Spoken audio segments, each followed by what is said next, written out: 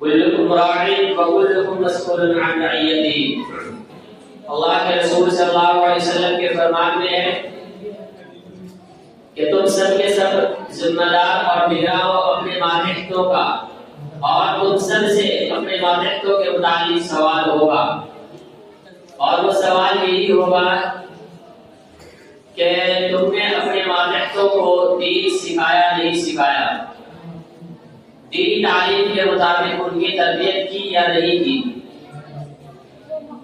ہم اور آپ مسجدوں میں بچوں کو صرف بھیج دیتے ہیں، کیا اتنا بھیج دینا ہمارے لیے کافی ہے؟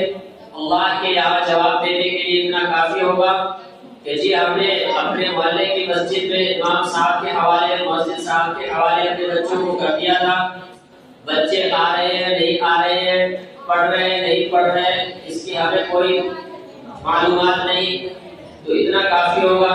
یقین جانیے اتنا کہہ کر اللہ کے یہاں آپ چھٹکارا نہیں پا سکتے۔ آپ کو اور زیادہ فکر مندی چاہیے، اور اسی فکر کو پیدا کرنے کے لیے، بچوں کے اندر شوق و ذوق پیدا کرنے کے لیے ہم نے یہ پروگرام رکھا تھا، لیکن ایسا لگتا ہے کہ ہم اپنی کوششوں کے اندر ناکام ہیں، کیونکہ ہمیں سننے والا کوئی ہے نہیں۔ ہم کسے بتائیں گے کہ اللہ نے، رسول اللہ نے ہمارے بچوں کے متعلق، ہمارے اہل و عیال کے متعلق ہمیں کیا ذمہ داریاں دی ہیں؟ ہم اور آپ مسلمان ہونے کے اعتبار سے اس بات کا یقین رکھتے ہیں مکمل کہ اصل زندگی آخرت کی زندگی ہے۔ اللہ نے ہم سب کو اس دنیا کے اندر آخرت کمانے کے لیے بھیجا ہے۔